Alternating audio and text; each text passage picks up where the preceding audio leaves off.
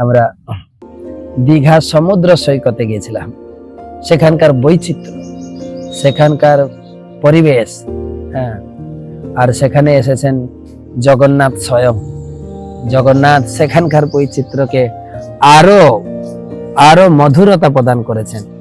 লোকে আগে শুধু দীঘায় যেত, সমুদ্রে স্নান করতো, হোটেলে থাকতো, এখন জগন্নাথ তো তাদেরকে আকর্ষণ করেছেন। আমাদের পরম পূজ্য মহারাজ বলছিলেন, শেষমাদ ভক্তি পুরুষোত্তম মহারাজ এবং গুরু মহারাজেরও ইচ্ছা যে লোকে ওখানে যায় বড়শি ফেলে মাছ ধরার জন্য।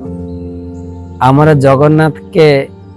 জগন্নাথের পূজা করে বিভিন্ন বড়শি বানাবো, লোককে ধরে ভক্ত বানাবো। বিভিন্ন রকমের থোপ দেওয়া হবে। কোথাও প্রসাদ থাকবে, জগন্নাথের প্রসাদ খেয়ে লোকে ভক্ত হয়ে যাবে। কোথাও বিভিন্ন প্রকার গিফট, ঘর সাজানোর বিভিন্ন প্রকার গিফট রাখবো, সেটা নিয়ে লোকে ভক্ত হবে। হ্যাঁ, কোথাও আমরা সেমিনার করব, সুন্দর সুন্দর সেমিনারে অ্যাডভার্টাইজ দিয়ে ডাকবো লোককে, সেটা দেখে অনেক ভক্ত হবে।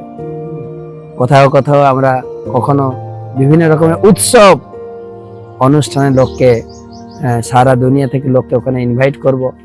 এবং কখনো জগন্নাথের বিভিন্ন রুচিকর অনুষ্ঠান করব। আরেকটা হচ্ছে আমরা কীর্তনে আকৃষ্ট করব, দেশি বিদেশি ভক্ত নিয়ে যাব, তারা কীর্তন করবে আর তারাও আসবে, নাচবে, তাদের সঙ্গে নাচতে নাচতে ভগবানের ভক্ত হয়ে যাবে। সব ধরনের, সব ভাষার আমাদের ইস্কনের বই থাকবে। ওটা একটা স্টোরি স্পট, লোকে আসবে, প্রভুপাদের বই, গীতা ভাগবতের জ্ঞান পড়ে লোকে ধীরে ধীরে ভক্তিতে ধরা খাবে, জালে পড়বে বা বড়শিতে আটকে যাবে।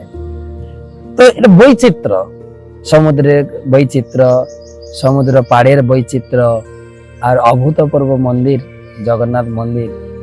এবং জগন্নাথও বিশাল জগন্নাথ, হ্যাঁ, তিনি বসে আছেন ওখানে, সবাইকে আকর্ষণ করে, আকর্ষণীয় সত্যিকার। সবাই শুধু সেলফি তুলছেন, ফটো তুলছেন সেই জগন্নাথকে।